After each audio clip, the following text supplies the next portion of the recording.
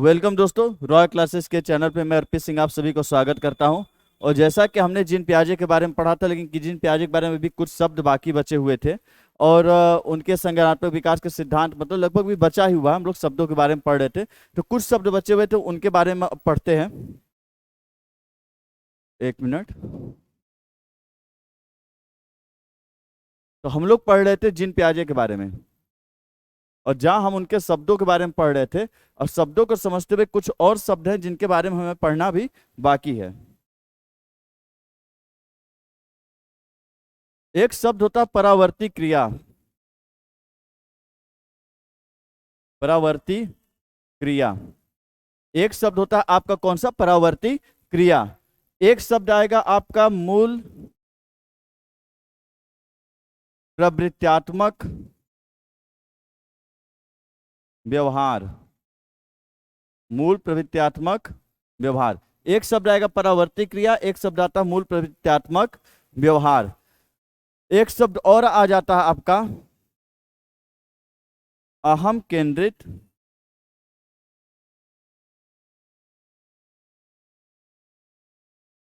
या अहम केंद्रित, या इसे बोलते हैं आत्म केंद्रित। अहम केंद्रित या इसे कहते हैं आत्म केंद्रित। तो देखिए, पहले इन तीनों शब्दों के बारे में समझते हैं। तो परावर्ती क्रिया किसे कहते हैं? परावर्ती मतलब दोहराना। जब कोई बच्चा किसी कार्य को बार बार दोहराता है, जैसे उसने कोई नया शब्द सीख लिया, अब वो दिन भर घर में नया शब्द घूम घूम घूम के उसी एक शब्द को बोलता रहेगा। या कोई एक कार्य सीख लिया, दिन भर उसी कार्य में उलझा रहता है। तो किसी कार्य को जब बच्चा किसी कार्य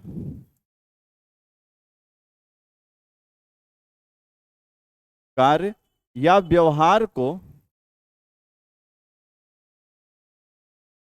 बच्चा बार बार दोहराता है,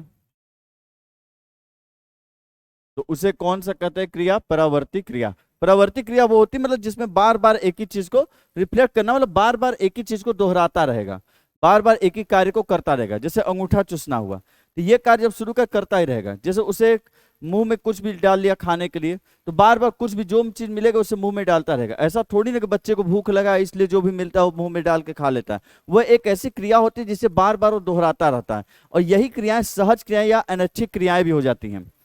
उसके बारे में बताता हूँ। देखिए, मूल प्रवृत्त्यात्मक व्यवहार, मूल प्रवृत्ति वाले व्यवहार होता है जैसे रोना, हंसना, गाना। तो बच्चों को जब भूख लगता है तब रोते हैं, जब खुश होते हैं हंसते हैं। वो ये नहीं बोलते कि हमको भूख लगा भोजन चाहिए, वो रोना शुरू कर देंगे। तो छोटे बच्चों के अंदर कौन से व्यवहार पाए जाते हैं? मूल प्रवृत्त्यात्मक व्यवहार।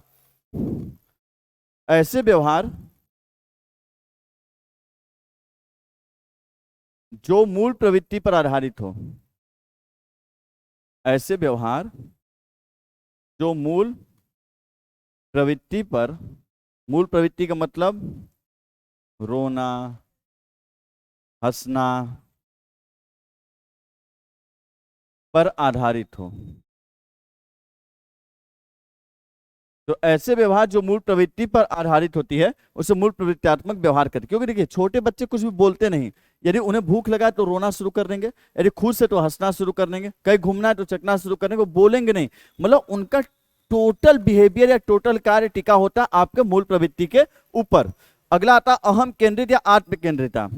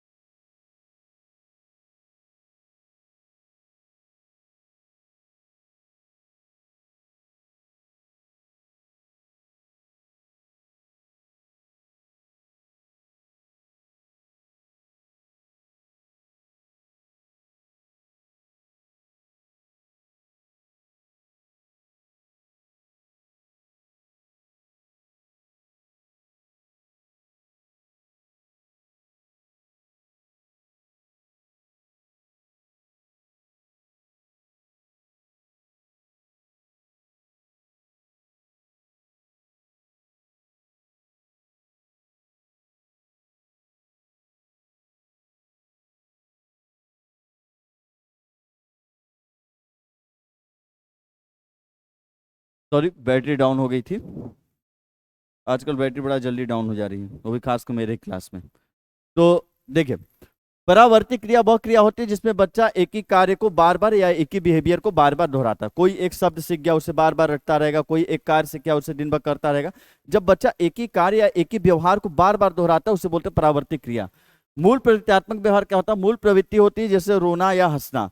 तो मूल प्रवृत्त्यात्मक व्यवहार वो व्यवहार होते हैं जिसमें बच्चा अपने बातों को वो मूल प्रवृत्ति के रूप में बताएगा। जैसे उसे भूख लगा है तो ये नहीं बोलेगा हमको भोजन चाहिए। उसे भूख लगा है तो कभी ये नहीं बोलने वाला हमें भोजन चाहिए। उसे भूख लगा है तो रोना क्या कर देगा? शुरू कर देगा। खुश है तो हंसेगा, या उसको घूमना है तो उचक उचक के रोना शुरू कर देगा। मतलब बच्चे कोई बात कहते नहीं, उनके सारी चीज टिकी होती है आपके मूल प्रवृत्ति वाले व्यवहार के ऊपर। तो उन्हें बोलते हैं मूल प्रवृत्त्यात्मक व्यवहार। अहम केंद्रिता या आत्म केंद्रिता, इसमें बच्चा सिर्फ अपने बारे में सोचता है, उसका जो नजरिया उसे ही सही समझता है, मतलब स्वार्थी स्वभाव का होता है। चूंकि वो बच्चा है नादान, इसलिए उसके लिए स्वार्थी शब्द नहीं प्रयोग करते, उसके लिए कहते हैं अहम केंद्रिता या आत्म केंद्रीयता। तो देखिए, जैसे छोटे बच्चे होते हैं, अब उनको आप कितना भी दे दीजिए, जैसे मीठा हुआ अब दिए जा रहे हैं, वो एक मीठा ले लेगा, दूसरा ले लेगा, तीसरा ले लेगा, दोनों हाथ लगा लेगा, शर्ट भी ऊपर करके उठा लेगा। मतलब कि उसको चाहे जितना मिल जाए संतोष होने वाला नहीं है। वो सोचेगा सिर्फ अपने ही बारे में, वो ये नहीं देखेगा किसी और को भी बटने की जरूरत है या किसी और को भी चाहिए। उसको चाहिए कि नहीं सब का सब हमारा हो जाए, सब हमारा है। मतलब उसका पूरा फोकस खुद के ऊपर होता है और किसी के ऊपर नहीं होता है। तो उसी को बोलते हैं आत्म केंद्रिता या अहम केंद्रिता। तो ये आपके शब्द हुए, इन शब्द का स्क्रीनशॉट ले लीजिएगा।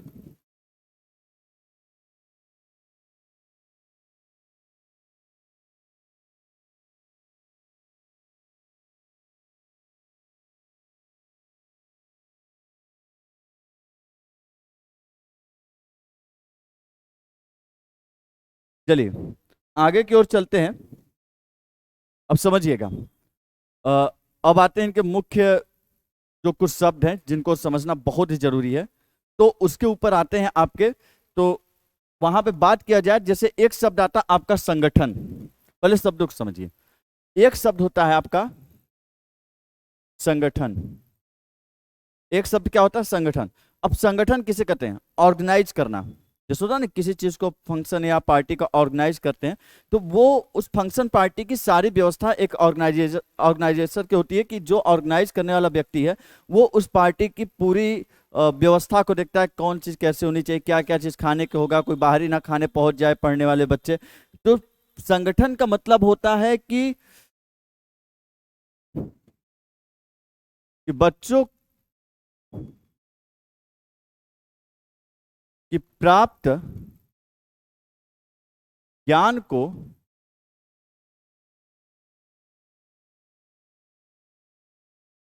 व्यवस्थित करने की क्षमता। मतलब देखिए, यहाँ हम संज्ञानात्मक विकास पढ़ रहे हैं, मतलब मानसिक विकास, दिमाग के बारे में पढ़ रहे हैं, इसलिए बाकी चीजों को भूलिए, सिर्फ किसके बारे में? दिमाग के बारे में। तो दिमाग क्या प्राप्त करता है? ज्ञान प्राप्त करता है। तो जो भी ज्ञान की चीजें प्राप्त करेगा दिमाग, उन सभी ज्ञान की चीजों को जब व्यवस्थित तरीके से दिमाग अपने अंदर स्टोर करके रखता है, तो व्यवस्थित करने की जो क्षमता होती है उसे बोलते हैं संगठन। उसे क्या बोलते हैं? संगठन। और यहीं से एक शब्द निकल के आता है स्कीमा। यहीं से एक शब्द निकल के आता है स्कीमा। स्कीमा क्या होता है? देखिए, स्कीमा शब्द को भी जीन पियाजे ने दिया था, तो यहां से एक शब्द निकल के आपका आ जाता है स्कीमा। तो स्कीमा कहते किसे हैं? जो भी प्राप्त ज्ञान है उसे पूरी तरीके सुसंगत तरीके से व्यवस्थित करके या संगठित करके रखना ही क्या कहलाता है? स्कीमा। अब स्कीमा का कॉन्सेप्ट समझने की कोशिश कीजिए। जैसे आपका मोबाइल है, तो आप मोबाइल में ऑडियो का अलग फोल्डर होगा जिसमें MP3 गाने, फोटो का अलग फोल्डर होंगे, वीडियो का अलग फोल्डर होंगे, PDF जिसमें रखते हो उसके फोल्डर क्या होते हैं? अलग। तो हर चीज के जो आप अलग अलग फोल्डर बनाते हैं, वैसे ही दिमाग भी आपके अलग अलग नॉलेज का फोल्डर बनाता है। गाय के बारे में जो नॉलेज है वो अलग फोल्डर में, कौवे के बारे में जो नॉलेज है वो अलग फोल्डर में जाएगा, फूलों के बारे में जो नॉलेज है वो अलग फोल्डर में जाएगा, भोजन के बारे में जो नॉलेज है वो अलग फोल्डर में, मोबाइल चलाने के बारे में जो नॉलेज है अलग फोल्डर में। तो जो ये अलग अलग फोल्डर बनाता है ना, इसी फोल्डर को बोलते हैं स्कीमा। इसी फोल्डर को क्या बोलते हैं? स्कीमा बोलते हैं। तो देखिए, प्राप्त ज्ञान को संगठित करके रखना क्या कहलाता है? स्कीमा। जो भी प्राप्त ज्ञान है, जब आपकी बुद्धि उसे संगठित करके अपने अंदर स्टोर करके रख लेती है तो उसे स्कीमा कहते हैं। और उसे व्यवस्थित या स्टोर करने की जो क्षमता होती है उसे बोलते हैं संगठन। दोनों में अंतर समझिए। प्राप्त ज्ञान को व्यवस्थित करने की क्षमता होता है संगठन, पर प्राप्त ज्ञान को जब स्टोर करके या व्यवस्थित कर लेगा तो उसे बोलते हैं स्कीमा। व्यवस्थित करने को स्कीमा कहते हैं, और व्यवस्थित करने की जो क्षमता होती है उसे संगठन कहते हैं। तो समझ गए होंगे, व्यवस्थित करने की क्षमता संगठन है और प्राप्त ज्ञान को व्यवस्थित करना स्कीमा कहलाता है। समझ गए होंगे, स्कीमा कहलाता है। अब एक चीज यहां और समझिएगा, जैसे आपने कोई ज्ञान प्राप्त किया, गाय, कुत्ते, भेड़, बकरी, किसी चीज के बारे में आपने ज्ञान प्राप्त किया। अब वो ज्ञान आपके अंदर चला गया और आप उसको जान गए कि हाँ ये ज्ञान ये है। जैसे गाय के बारे में आप जान गए 2 सींग होते हैं, गाय इतनी बड़ी होती है, अलग अलग रंगों की पाई जाती है, गाय से हमें दूध प्राप्त होता है। ये सारा ज्ञान आपके दिमाग में गया, एक फोल्डर के रूप में क्या हो गया, स्कीमा। स्कीमा मतलब बस समझिए कि सरल भाषा स्कीमा को बोलूं तो फोल्डर, जैसे आपको मोबाइल के अंदर होता है फोल्डर। तो देखिए स्कीमा में आपके जाके स्टोर हो गया। जब जो चीज आप पहले से ही जानते हैं, चाहे वो 1 मिनट पहले जाने हो चाहे 1 सेकंड पहले, लेकिन जो चीज आप पहले से जानते हैं उसी को बोला जाता है पूर्व ज्ञान। बात पे ध्यान दीजिए, जो चीज आप पहले से जानते हैं उसको बोला जाता है पूर्व ज्ञान। तो जो चीज आप पहले से जानते हैं उसको क्या बोलते हैं, पूर्व ज्ञान। और कौन सा चीज आप पहले से जानेंगे, जाहिर सी बात है जो चीज आपके दिमाग के अंदर व्यवस्थित उसी को ना पहले से जानेंगे। तो स्कीमा को ही क्या कहते हैं, पूर्व ज्ञान। स्कीमा को ही क्या बोला जाता है, पूर्व ज्ञान। क्योंकि पूर्व ज्ञान का मतलब होता है जो चीज आप पहले से जानते हैं, और जो चीज आप पहले से जानते हैं उसी वही वो क्या है, वही तो स्कीमा है। जो चीज आपके दिमाग में स्टोर है, रखी हुई है, वही स्कीमा है। और जो आपके दिमाग के अंदर स्टोर है, रखी हुई, वही पूर्व ज्ञान है। तो स्कीमा ही पूर्व ज्ञान है, पूर्व ज्ञान ही क्या है, स्कीमा है। तो समझिएगा, पूर्व स्कीमा को ही क्या पूर्व ज्ञान कहते हैं। बस आप इस सेंस को बस समझे रहिए, क्योंकि इसका प्रयोग कई जगह क्वेश्चन पेपर में आएगा, जहां आप पूर्व ज्ञान की जगह स्कीमा शब्द का वो प्रयोग करेगा। इससे मैंने बता दिया कि पूर्व ज्ञान को स्कीमा, स्कीमा को पूर्व ज्ञान, आप समझिएगा। समझ गए। तो इस चीज का एक बार स्क्रीनशॉट ले लीजिएगा, फिर आगे बताता हूं मैं आपको।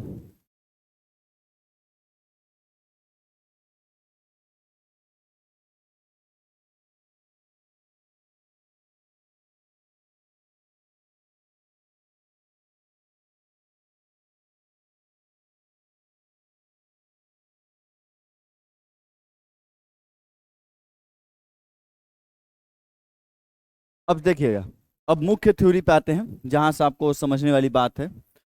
कॉन्सेप्ट को पकड़िएगा। अब बात आती है, आप शब्द समझे, सब कुछ समझे। अब बात आती है कि आपका दिमाग काम करता कैसे है। आपका दिमाग काम करता कैसे है, अब इसके बारे में बात आती है। तो देखिए, आपके पास कोई ना कोई नॉलेज होता ही है, कोई ना कोई पूर्व ज्ञान होता ही है। और आपके पास, हर बच्चे के पास कुछ ना कुछ पूर्व ज्ञान है, चाहे गलत चाहे सही, उसके पास कुछ ना कुछ ज्ञान होता है। तो जो ज्ञान उसके पास पहले से होता है वो उसका क्या होता है, पूर्व ज्ञान। जो चीज आप पहले से जानते हैं वो आपका क्या कहलाएगा, पूर्व ज्ञान। और जाहिर बात है, इस दुनिया में आप समाज में घूम रहे हैं, जैसे भाई गोस्की ने बोला, समाज से हमेशा सीखते रहते हैं। तो कुछ ना कुछ आप हमेशा सीखते रहते हैं, और जो चीज आप सीख रहे हो वो आपका क्या कहलाता है, नवीन ज्ञान। आपके पास पहले से है पूर्व ज्ञान, और जो आप सीख रहे हो वो कहलाता है आपका नवीन ज्ञान। अब टक्कर यही होगी, पूर्व ज्ञान जब नवीन ज्ञान के पास आएगा, पूर्व ज्ञान और जमीन नवीन ज्ञान के पास आएगा, तो उसमें दो स्थिति पैदा होगी। जैसे आप पहले किसी चीज के बारे में जानते हैं, चलिए कुछ भी जान रहे हैं, और आपने उसी से रिलेटेड कोई नई चीज सीखी। अब जैसी नई चीज सीखेंगे ना, तो दो चीज पैदा होगा।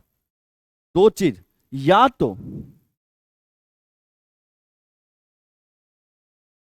पूर्व ज्ञान नवीन ज्ञान के बीच दो चीज पैदा होगा। जब दोनों चीज पूर्व ज्ञान आपके पास होता है और कोई नई चीज सीखते, नवीन ज्ञान आती है, तो दो कंडीशन पैदा होते हैं। पहला, या तो पूर्व ज्ञान और नवीन ज्ञान के बीच तालमेल बैठ जाएगा, बहुत अच्छे तरीके से दोनों संतुलित रहेंगे, संतुलित अवस्था में रहेंगे, तालमेल बैठा रहेगा, कोई दिक्कत नहीं रहेगा।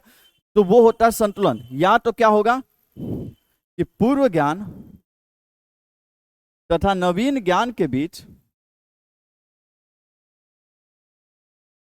तथा नवीन ज्ञान के बीच अच्छा तालमेल बैठ जाएगा।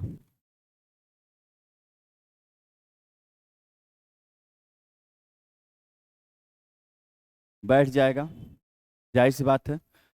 पूर्व ज्ञान और नवीन ज्ञान के बीच अच्छा तालमेल बैठ जाएगा, आपको कोई दिक्कत नहीं होगी। अच्छा तालमेल बैठने का मतलब आपको ना कोई डाउट होगा नए ज्ञान में, ना कोई भ्रम होगा, ना कोई आपत्ति होगी, कुछ नहीं। आप कहेंगे हाँ भाई हमको समझ में आ गया, सब कुछ सीधा सीधा है। चलो, और दूसरा क्या होता है, जब आप नया चीज सीखते हैं तो आपके अंदर डाउट उठते हैं, कई तरह के सवाल उठते हैं। मतलब कि एक ऐसी स्थिति आती है जिसमें कि पूर्व ज्ञान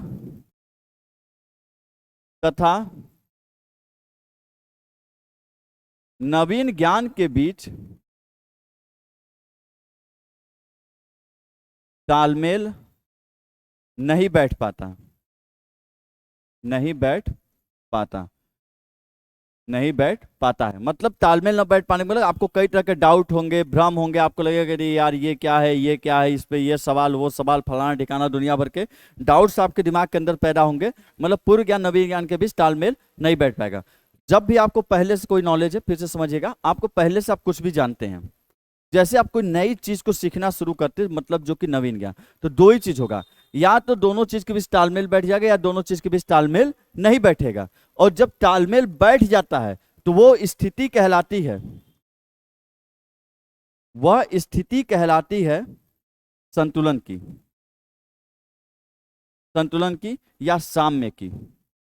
जब तालमेल अच्छे से बैठ गया, मतलब दोनों चीज बैलेंस है, कोई आपत्ति नहीं है, कुछ नहीं है, तो आपका दिमाग संतुलित रहता है। नहीं भाई कोई दिक्कत नहीं है, सब कुछ तालमेल बैठ गया, तो आपका दिमाग संतुलित होता है, तो वो स्थिति कहलाती है संतुलन की या साम्य की, जाहिर सी बात है। अब जब तालमेल नहीं बैठेगा, दुनिया भर के डाउट सवाल दिमाग के अंदर उछल कूद मचाए पड़े, ये क्या होता है, ये क्या होता है, ये क्या पढ़ा दिए, कुछ भी पूर्व ज्ञान नवीन ज्ञान, तो मतलब आपका दिमाग असंतुलित हो जाता है, उसके अंदर खलबली मच जाती है, यार ये क्या है नया ज्ञान, अब इसमें तालमेल बैठाना पड़ेगा। तो जब पूर्व ज्ञान और नवीन ज्ञान बीच तालमेल नहीं बैठता, तो वो स्थिति होती है असंतुलन की। कौन सी स्थिति होती है? असंतुलन की। कौन सी स्थिति कहलाती है? असंतुलन की, असंतुलन की। जब पूर्व ज्ञान और नवीन ज्ञान के बीच तालमेल नहीं बैठ पाता, तो वह स्थिति कौन सी कहलाती है? असंतुलन की। तो इतना आप समझ गए होंगे कि जब पूर्व ज्ञान और नवीन ज्ञान के बीच तालमेल नहीं बैठ पाता तो वह स्थिति कहलाती है असंतुलन की, और जब पूर्व ज्ञान और नवीन ज्ञान के बीच तालमेल बैठ जाता है तो वह स्थिति कहलाती है संतुलन की। तो ये बात समझ गए होंगे इतना। तो एक बार इसका स्क्रीनशॉट ले लीजिए, फिर मैं इसको आगे रिलेट करके बताता हूं।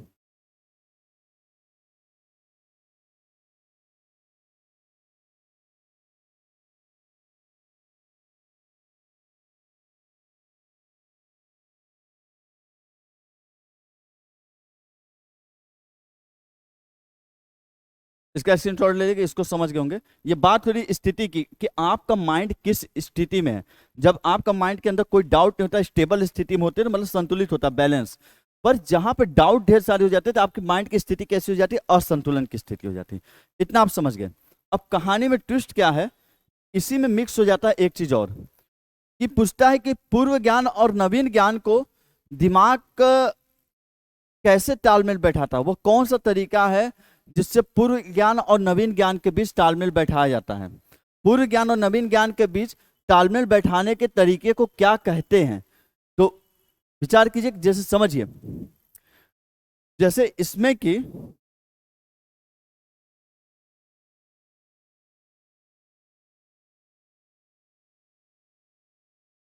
समझिए, जैसे इसमें पूर्व ज्ञान और नवीन ज्ञान है। यदि आपका दिमाग एक स्टेबल स्थिति में होता है तो संतुलित होता है, स्टेबल स्थिति नहीं होता तो असंतुलित होता है। तो इसी में एक चीज और आती है कि पूर्व ज्ञान और नवीन ज्ञान के बीच तालमेल बैठाने को बोलते हैं अनुकूलन।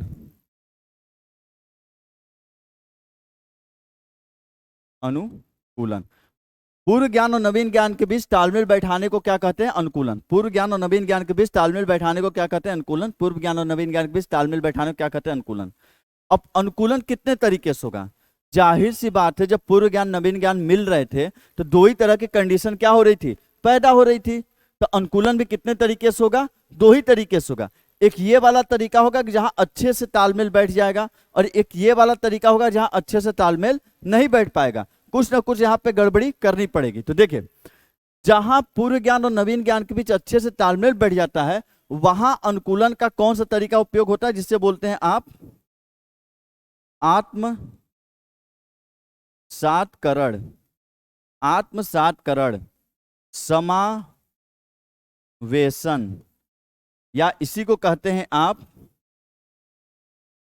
सम्मिलन। आत्मसात कर समावेशन या सम्मिलन, इसका मतलब होता है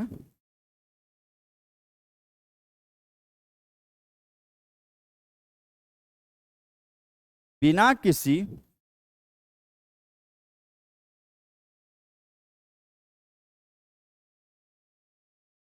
अवरोध के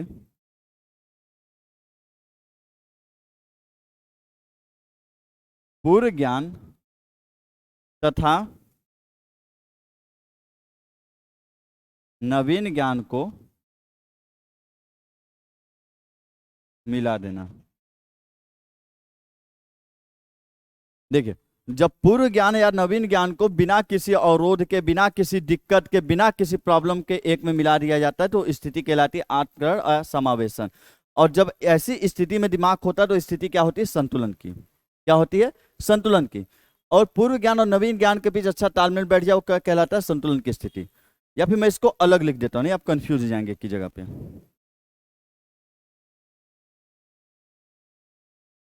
ये स्थिति क्या कहलाती है? संतुलन या साम्य की। मतलब जब तालमेल बैठ गया तो संतुलन साम्य की। अभी इधर देखिए, दिमाग जो भी चीज नया ज्ञान और पूर्व ज्ञान या फिर नए ज्ञान को जो सीखता है उसको बैलेंस करने के लिए वो दो प्रकार का उपयोग किया जाता है अनुकूलन में। अनुकूलन कहते हैं, जो आप पढ़े थे ना कि पूर्व ज्ञान और नवीन ज्ञान के बीच तालमेल नहीं बैठ पाता तो ऐसी स्थिति को बोलते हैं असंतुलन की स्थिति। तो जब असंतुलन की स्थिति पैदा होगी तो आपका जो दिमाग होता है, आपका दिमाग पूर्व ज्ञान और नवीन ज्ञान को हमेशा संतुलित करने की कोशिश करेगा। और संतुलित करने की कोशिश करता है, इसीलिए तो जो भी डाउट ढेर सारे उठते हैं, ढेर सारे क्वेश्चन उठते हैं, ढेर सारे प्रश्न उठते हैं। जब चीजें आपको समझ में नहीं आती, आपका दिमाग असंतुलित होता है, जब बैलेंस में नहीं होता, तभी तो आपके दिमाग के अंदर ढेर सारे डाउट उठेंगे, ढेर सारे क्वेश्चन उठते हैं।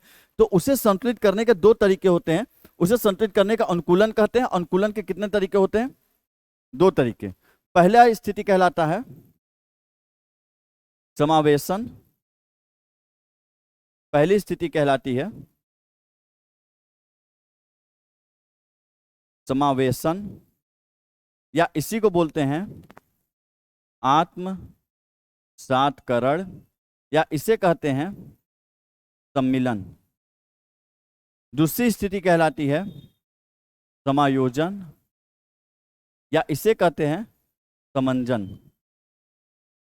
समंजन, या इसे क्या बोलते हैं? समंजन। समायोजन या फिर समंजन। तो देखिए, आपसे इन दोनों पे हमेशा क्वेश्चन पहला ये पूछेगा कि संज्ञानात्मक विकास के अनुसार या जीन पियाजे के अनुसार, या सीधे सीधे पूछ देगा कि अनुकूलन कितने प्रकार के होते हैं। अनुकूलन कितने प्रकार के होते हैं? दो प्रकार के, एक समावेशन, एक समायोजन। और दूसरा जो क्वेश्चन आपसे बनता है, सीधा सीधा बनता है कि जब पूर्व ज्ञान, या पूर्व ज्ञान को क्या बोलते हैं? स्कीमा। जब पूर्व ज्ञान में नवीन ज्ञान को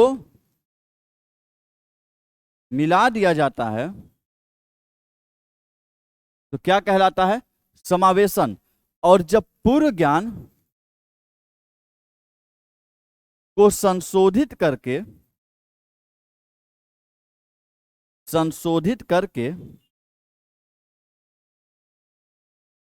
नवीन ज्ञान को मिलाते हैं तो क्या कहलाता है? समायोजन। या पूर्व ज्ञान की जगह क्या लिखा रहेगा? स्कीमा। संशोधित की जगह लिख देगा बदलाव, बदलना, परिवर्तित करना। संशोधित मतलब करेक्शन, तो उसके जगह बदलना, परिवर्तित करना, कई शब्दों का प्रयोग कर सकता है। तो देखिए, यदि लिखा रहेगा कि जब पूर्व ज्ञान में नवीन ज्ञान को मिला दिया जाता है, मतलब कोई दिक्कत नहीं, कुछ नहीं होता, कोई संशोधन, कोई बदलाव, किसी चीज की जरूरत नहीं होती, और पूर्व ज्ञान में नवीन ज्ञान को मिला देते तो क्या कहलाता है? समावेशन। और जब पूर्व ज्ञान को संशोधित करना पड़े, जो आप पहले जानते हो उसमें करेक्शन लाना पड़े, उसे संशोधन करना पड़े, या आप पूर्व ज्ञान को क्या बोलते हैं? स्कीमा। जब उसमें संशोधन करना पड़े, परिवर्तन करना पड़े या बदलाव करना पड़े, और उसके बाद नवीन ज्ञान को मिलाते हैं तो क्या कहलाता है? समायोजन। तो देखिए, जो क्वेश्चन आपसे बनेंगे इन दोनों पेज में से, मैं आपको क्लियर बताऊं। पहला पूछता है कि जब पूर्व ज्ञान में नवीन ज्ञान को मिला देते हैं वह स्थिति क्या कहलाती है? तो क्या कहती है? संतुलन। असंतुलन की स्थिति क्या होती है? जब पूर्व ज्ञान और नवीन ज्ञान के बीच तालमेल नहीं बैठ पाता है। दूसरा, कि पूर्व ज्ञान या स्कीमा में नवीन ज्ञान को मिला दिया जाए बिना किसी अवरोध, बिना किसी दिक्कत, बिना किसी संशोधन के, तो उसे क्या बोलते हैं? समावेशन। और जब पूर्व ज्ञान या स्कीमा को संशोधित करके, बदल कर या परिवर्तित करके उसमें नवीन ज्ञान को मिलाते हैं तो क्या बोलते हैं? योजन। और एक क्वेश्चन ये कि अनुकूलन कितने प्रकार का होता है? तो अनुकूलन 2 प्रकार का होते हैं, एक होता है समायोजन, एक होता है समावेशन। तो इसका स्क्रीनशॉट ले लीजिएगा और उम्मीद करता हूं कि चीजें आपको समझ में आ गई होंगी।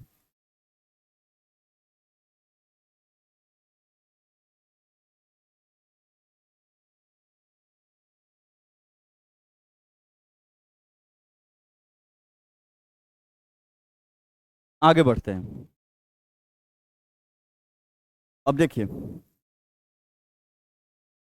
अब आता है असली कहानी संज्ञानात्मक विकास की, कि संज्ञानात्मक विकास की अवस्थाएं। तो चलिए, संज्ञानात्मक विकास की अवस्थाएं, संज्ञानात्मक विकास की अवस्थाएं। और संज्ञानात्मक विकास की कुल 4 अवस्थाएं होती हैं, जिसमें पहली अवस्था होती है संवेदी गामक अवस्था। संवेदी गामक पेशीय अवस्था, या इसी को बोलते हैं इंद्रिय जनित अधिगम की अवस्था। यह होता आपका 0 से लेके 2 वर्ष तक। 0 से कितना? 2 वर्ष तक। 0 से कितना? 2 वर्ष तक। दूसरी अवस्था आपकी होती है,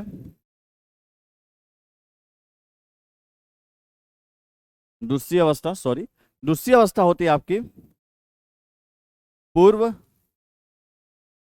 संक्रियात्मक अवस्था। अब पूर्व संक्रियात्मक अवस्था होती है आपकी 2 से लेकर 7 वर्ष तक। तीसरी अवस्था होती है मूर्त संक्रियात्मक अवस्था। अब मूर्त संक्रियात्मक अवस्था होता है 7 से लेकर 11 वर्ष तक। और चौथी अवस्था आपकी होती है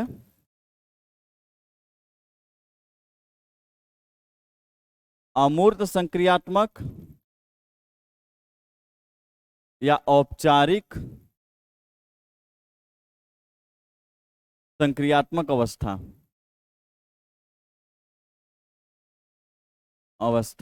और ये होता है आपका 11 से लेकर 14 वर्ष तक, कहीं कहीं 16 भी लिखा रहेगा, 14 वर्ष तक ये होता है औपचारिक संक्रियात्मक अवस्था। अब देखिए, जितने भी आप शब्द पढ़े थे विकेंद्रीकरण, केंद्रीकरण, तो पूछेगा विकेंद्रीकरण किस अवस्था में पाई जाती है, केंद्रीयता का गुण बच्चों के अंदर किस अवस्था में पाई जाती है। अब इस चीज को समझने और याद करने का एक तरीका कि यदि आप कॉन्सेप्ट को समझे, शब्दों के बारे में ध्यान से समझे हुए हैं, तब तो आप सेट कर लेंगे, नहीं तो फिर दिक्कत होगा। देखिए, पहली अवस्था संवेदी गामक अवस्था, ये होती है 0 से 2 वर्ष तक। ये होती है आपकी कितनी? 0 से 2 वर्ष तक। तो संवेदी गामक अवस्था में क्या क्या गुण पाए जाते हैं, पहले समझिए। संवेदी मतलब होता है महसूस करना, गामक होता है शरीर, शारीरिक, मतलब शारीरिक मांसपेशियों का प्रयोग करके बच्चा चीजों को महसूस करता है और उसी के जरिए चीजों के बारे में सीखता है। इंद्रिय मतलब होता है इंद्रियां, जनित मतलब जन्म देना, अधिगम मतलब अधिगम। तो इंद्रियों के द्वारा या इंद्रियों से जिस अधिगम का जन्म होता है वो कौन सी अवस्था कहलाती है? संवेदी गामक अवस्था। मतलब संवेदी गामक अवस्था वो अवस्था होती है जिसमें बच्चे अधिगम मतलब चीजों के बारे में सीखते हैं। अधिगम मतलब सीखना, सीखना। तो इस अवस्था में बच्चे किसके द्वारा सीखते हैं? इंद्रियों के द्वारा सीखते हैं। तो देखिए, पहला चीज, इस अवस्था में बालक, इस अवस्था में बालक इंद्रियों द्वारा अधिगम करते हैं, अधिगम करते हैं। पहला पॉइंट, इस अवस्था में बालक इंद्रियों द्वारा अधिगम करते हैं। और ऐसा क्यों कहा गया है? देखिए, 0 से 2 वर्ष का जो बच्चा है, यदि आप उससे बोलेंगे कि आग के पास मत जाओ जल जाओगे, आग के पास मत जाओ जल जाओगे, नहीं समझेगा। और एक बार यदि अपने शारीरिक पेशी मतलब शरीर की जो मांसपेशियां अरे गलती से आग में टच करा और जला, तो सीख जाएगा कि इसके पास नहीं जाना है। तो मतलब इस अवस्था में जो बच्चे सीखते हैं इंद्रियों द्वारा, चीजों को देखकर महसूस कर कर, इन चीजों के द्वारा बच्चों को ज्ञान प्राप्त होता है। इसलिए बोलते हैं इस अवस्था में बच्चे किसके द्वारा सीखते हैं? इंद्रियों के द्वारा। अगला पूछेगा, बताइए अनुकरण या नकल करना किस अवस्था में पाया जाता है? जाहिर बात है कि इसी अवस्था में कौन सा गुण पाया जाता है? अनुकरण का। अनुकरण या फिर नकल करने का गुण भी किस अवस्था में पाया जाता है? इसी अवस्था में। परावर्ती क्रिया, एक ही शब्द या किसी चीज को सुनकर उसे बार बार दोहराते रहना, यह भी किस अवस्था में पाई जाती है? इसी अवस्था में। परावर्ती क्रिया। मूल प्रवृत्ति वाले व्यवहार, बच्चा अपनी बात कह नहीं पाता इसलिए रो गा के अपनी बातों का वर्णन करता है, व्याख्या करता है कि नहीं हमको भूख लगा तो रोने लगेगा। तो जाहिर बात है जब सबसे छोटा बच्चा होता है वही ऐसा करेगा। तो किस अवस्था में पाई जाती है मूल प्रवृत्त्यात्मक व्यवहार? इसी अवस्था में। मूल प्रवृत्त्यात्मक व्यवहार भी किस अवस्था में पाई जाती है? इसी अवस्था में पाई जाती है।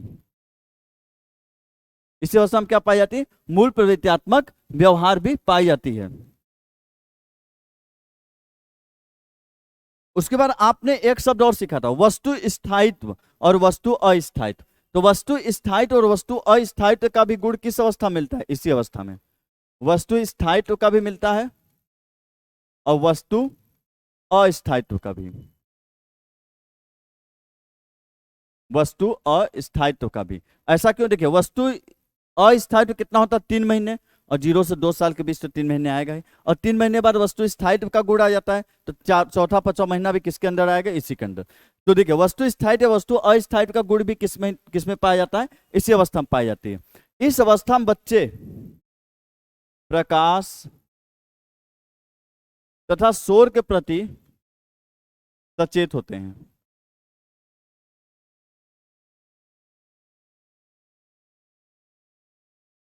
सचेत होते हैं, इसका मतलब होता है कि बच्चों को जैसे लाइट आएगी देखा लगेगा, दिखने दी ये क्या आ गया?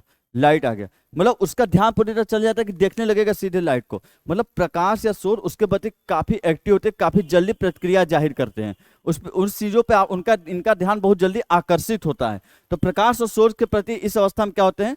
काफी सचेत होते हैं। तो एक बार इसका स्क्रीनशॉट ले लीजिएगा, फिर आगे बढ़ते हैं।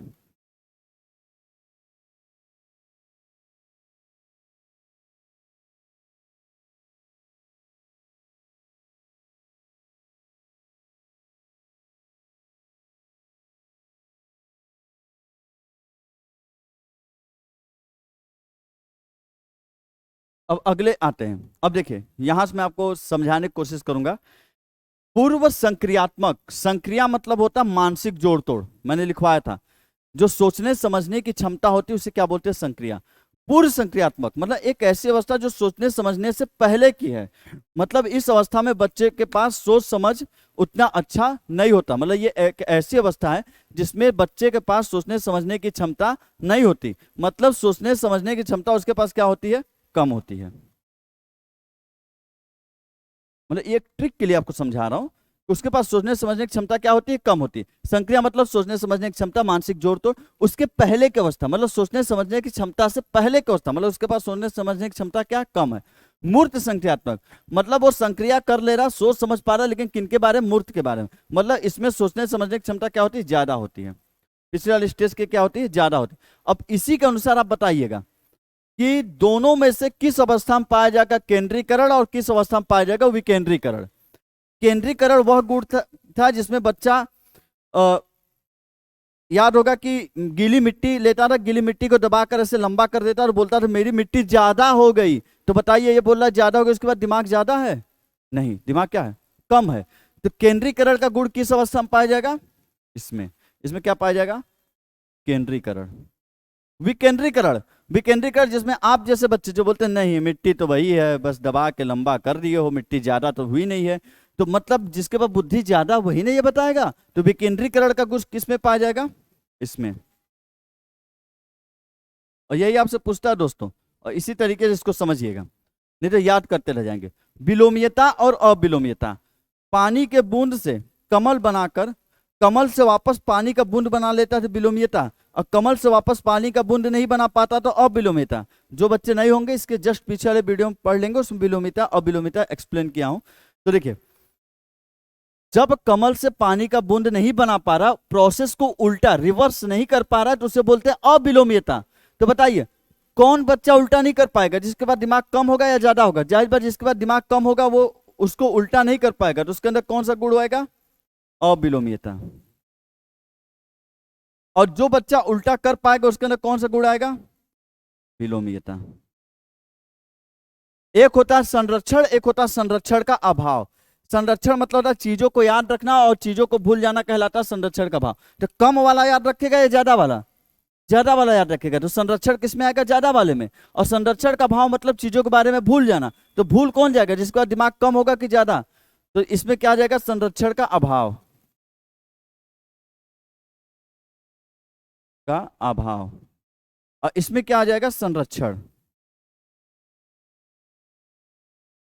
और एक सब पढ़े थे जीववाद, कि बच्चे निर्जीव वस्तुओं को या खिलौनों को सजीव समझते हैं, अपने गुड़िया को खाना खिलाने लगेगा और उसका बार संभालने लगेगा।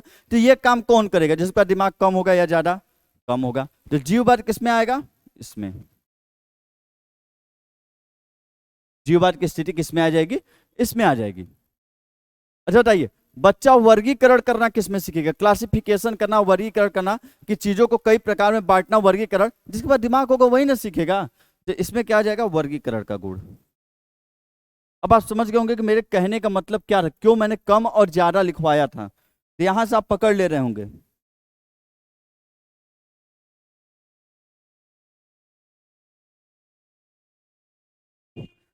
और आइए, अहम केंद्रिता का गुण किसमें होगा? जिसमें बच्चे को लगेगा नहीं मेरा ही नजरिया सही है, हम बस अपने बारे में सोचेंगे, दूसरे के बारे में हम ही मिठाई लेंगे। जिसके बाद दिमाग कम होगा वही करेगा ऐसा। तो इसके अंदर कौन सा गुण होगा? अहम केंद्रीयता का। अहम केंद्रीयता का। प्रतीकात्मक खेल कौन खेलेगा? प्रतीकों का प्रयोग करना कौन सीखेगा? ये बच्चा। ये कौन सा खेल खेलेगा? प्रतीकात्मक खेल। अभी बताएंगे क्यों। प्रतीकात्मक खेल या प्रतीकों का प्रयोग। अब देखिए, प्रतीकात्मक खेल का मतलब क्या होता है? प्रतीकात्मक खेल का मतलब होता है जैसे कि एक आपसे कहा जाए जूते का डब्बा होता है, चप्पल जूते चप्पल का डब्बा होता है। तो बच्चे क्या करते हैं? जूते चप्पल के डब्बा में रस्सी बांधेंगे, थोड़ा पहिया वहिया लगा देंगे रबड़ काट के। अब बोलेंगे हट जाओ, मेरी ट्रक आ रही है, अपने ट्रक में बालू वगैरह भर लेगा, बोलेगा मेरा ट्रक आ रहा है। मतलब जूते के डिब्बे को एक सिंबल ले दिया ट्रक का, एक प्रतीक मान लिया कि वो क्या है? मेरा ट्रक है। झाड़ू पे बैठ जाएगा, लगेगा कि नहीं ये मेरा घोड़ा है, चल मेरे घोड़े टिक टिक टिक। तो मतलब झाड़ू को वो क्या मान लेता है? घोड़ा मान लेता है। झाड़ू को एक प्रतीक दे देता है कि झाड़ू नहीं है, इसको हम प्रतीक दे रहे हैं क्या? घोड़ा है। तो ये काम कौन सा बच्चा करेगा? कम दिमाग वाला या ज्यादा? जाहिर बात है कौन सा? कम वाला। अब इसको सीरियस मत लेना कि सर इसको कम बोलने ज्यादा बोलने। तो बिहार ये मैंने कम ज्यादा इसलिए बोला ताकि आपको चीजें याद रहें, आप जल्दी से क्लासिफाई कर सके दोनों में से किस में होता है। ये बहुत कंफ्यूज करते हैं। तो प्रतीकात्मक खेल, प्रतीकों का प्रयोग किसमें होता है? पूर्व संक्रियात्मक अवस्था में। लक्ष्य निर्देशित व्यवहार,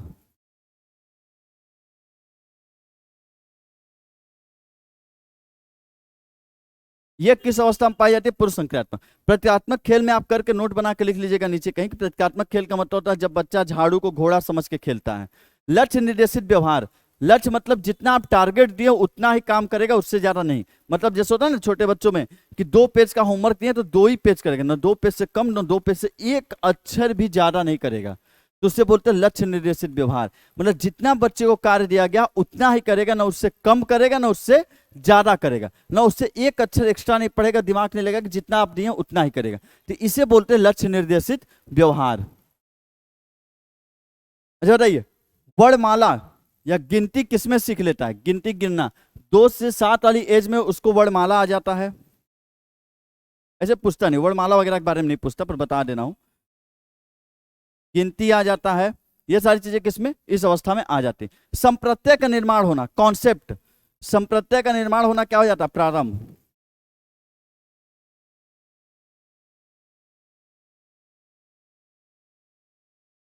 होने लगता है। संप्रत्यय का निर्माण होने का मतलब जैसे वो जान जाएगा कि गाय, गाय के पास 2 सींग होता है, एक पूंछ होता है, 4 टांग होता है। मतलब गाय का एक कॉन्सेप्ट उसके दिमाग में आ गया। तो संप्रत्यक निर्माण इस एज के बच्चों में होने लगे। भाई 7 वर्ष का बच्चा है, कॉन्सेप्ट का निर्माण तो होने ही लगेगा ना दिमाग में। तो संप्रत्यक निर्माण इस एज में होना शुरू हो जाता है। तो आप यहाँ समझ सकते हैं इस चीज के बारे में कि मैं क्यों आपको कम और ज्यादा लिखवाया था।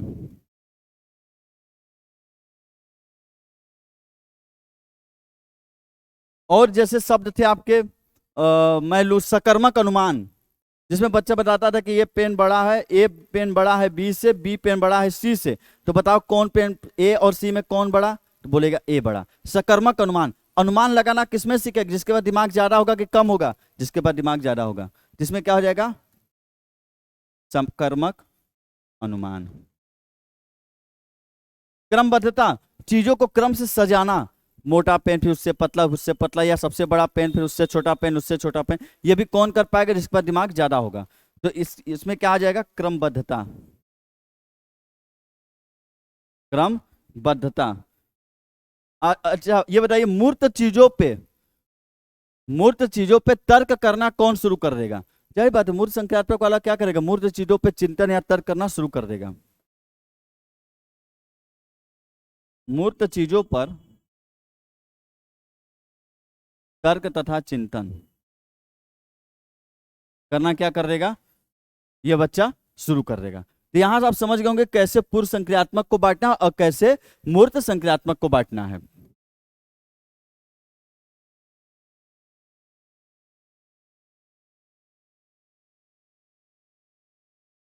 तो देखिए, आपको जो सबसे ज्यादा कंफ्यूज करता है यही दोनों वाला। एक चीज मैं आपको बता दूं, बहुत बच्चे जीवात को लगा देते हैं इसमें कि जीवात सबसे छोटा, लेकिन जीवात इसमें होता है। अब बाकी का आप एक बार घर में इसी तरह पढ़ के बांटिएगा, केंद्रीकरण मतलब ये होता है कि कम बुद्धि वाला इसमें आएगा, विकेंद्रीकरण इसमें आएगा। तो इस तरीके से इसको बांट लीजिए, एक बार इसका स्क्रीनशॉट ले लीजिए आप सभी लोग। तो देखिए अगली अवस्था जो होती है अमूर्त या औपचारिक, इसमें देखिए हाई लेवल वाली बात होती है, जैसे परिकल्पना करने लगता है, परिकल्पना इमेजिनेशन, अमूर्त चिंतन करने लगता है, इसके अंदर सृजनात्मकता का गुण आ जाएगा, या जिसे आप बोलते हैं रचनात्मकता का गुण आ जाएगा। तो अमूर्त अमूर्त तार्किक चिंतन करने लगेगा,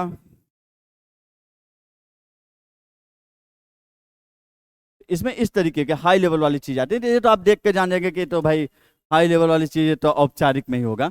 आपको जो फंसाता है इसी में फंसाता है, तो इसको क्लियर रखिएगा, इसमें सभी में से पूछता है एक एक शब्द। तो एक बार घर पे लिख के आप बैठ के सोचिएगा, केंद्रिता मतलब इसका मतलब ये होता है, तो ये बच्चे इसमें कम दिमाग के थे, कम वाले में आएगा, ये ज्यादा वाले में आएगा। तो इस तरीके से आप करिएगा, आपके सारी चीज क्लियर हो जाएंगे। तो ये यहां तक लिख लीजिएगा, स्क्रीनशॉट ले लीजिएगा आप सभी लोग।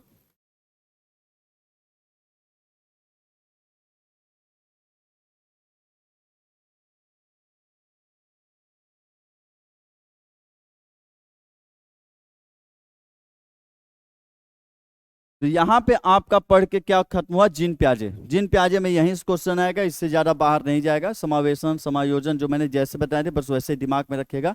प्रैक्टिस सेट चल रहे हैं आपके, प्रैक्टिस सेट जो प्रीवियस ईयर के क्वेश्चन हुए हैं उनके पूरे प्रैक्टिस सेट में करवा रहा हूँ, जो हाल ही में इस बार हुए हैं, पूरा पेपर ही लेके करवा रहा हूँ। तो हो सकता है कि अभी भाई मेरे चैनल नहीं है तो आपको नहीं मिल पाएगी डायरेक्ट सर्च करने, भाई तो भाई एक से एक दिग्गज पढ़े हुए, तो मेरा अभी बहुत नीचे जाता है। तो आप प्लेलिस्ट में जाके सीडीपी सीटेड हो जाते हैं, इसका प्रैक्टिस सेट है फोल्डर, उसमें जाकर प्रैक्टिस सेट लेके प्रैक्टिस सेट करिएगा। फिर आप समझ जाएंगे कि क्यों मैं कॉन्सेप्ट समझने की बात कर रहा हूँ, याद करने की बात नहीं कर रहा हूँ, और क्यों चीज़ें याद करके ज़्यादा कठिन हो जाती हैं, जबकि उसको यदि समझा जाए तो बहुत ही आसान हो जाती हैं। और क्वेश्चन को किस ट्रिक से करना है, ट्रिक नहीं बोलूँगा, मतलब एक होता है तरीका कि हम कौन से तरीके प्रयोग करें, क्वेश्चन करने का कौन सा तरीका अपनाएं जिससे चीज़ें बहुत ही आसान हो जाए। वो सारे आपको प्रैक्टिस सेट में चीज़ों को अनुभव करने को मिलेगा, और उम्मीद करता हूं कि आप अपना साथ ऐसे ही बनाए रखेंगे। और इसी के साथ आपसे विदा लूंगा। जय हिंद। और यदि वीडियो पसंद आई तो लाइक करिएगा, और जो भी राय मशवरा हो तो उसे जरूर कमेंट करिएगा। कमेंट का मुझे भरपूर इंतजार रहता है, आपके कमेंट पढ़ने में बहुत मजा आता है। तो इसी के साथ आपसे विदा लेते हैं। जय हिंद। चैनल को लाइक करिएगा, शेयर करिएगा और सब्सक्राइब करिएगा, ताकि वीडियो आपको बराबर नोटिफिकेशन के साथ मिलता रहे। एक बार फिर से जय हिंद।